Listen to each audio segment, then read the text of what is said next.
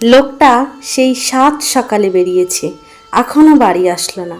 কি করছে কি জানি। কমলা, কমলা, বাড়ি ফিরেছি, আসতে অনেক দেরি হয়ে গেল। এই যে, কি হলো তোমার?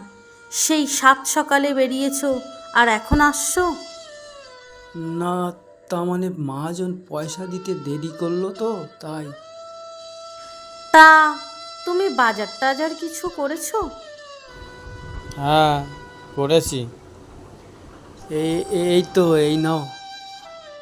হাই পোড়া কপাল আমার, এতে তো চাল আর লবণ দেখছি। মহাজন যা পয়সা দিয়েছে এর থেকে বেশি কিছু আর আনতে পারেনি। এইভাবে কষ্ট করে আর কতদিন চালাবো গো? অন্য মহাজনের কাজ করো, আর আমিও কিছু একটা কাজ করার চেষ্টা করি।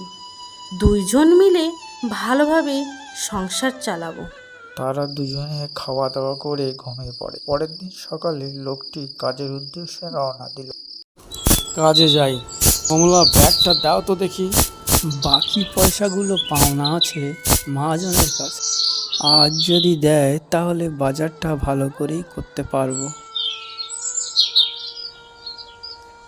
সাবধানে যাও। এই শুনছো? কি হয়েছে তোমার? এত তাড়াতাড়ি বাড়ি আসলে যে? কাজে যাওনি নাকি? আজ কাজ হয়নি। দেখো দেখো মহাজন কি দিয়েছে। দেখি দেখি, শাড়ি, জামা, কাপড় ও একটা মোবাইল। আমার একটা মোবাইলের ভীষণ শখ ছিল, অভাবের কারণে কখনো বলতে পারিনি। আমার ভীষণ আনন্দ হচ্ছে। মা, ও মা, হ্যাঁ আছি বাবা, আসেন আসেন। তোমাকে একটা কথা বলবো, কিছু মনে করবে না তো? এত খুশি কেন মা? আগে তো কোনো দিন দেখিনি তোমাকে। আমার কর্তাকে মহাজন একটা মোবাইল দিয়েছি, তাই খুশি হয়েছি। এ তো ভালো কাজ করেনি তোমাদের মহাজন। কেন বাবা? আজকালকার দিনে মোবাইলের প্রয়োজন।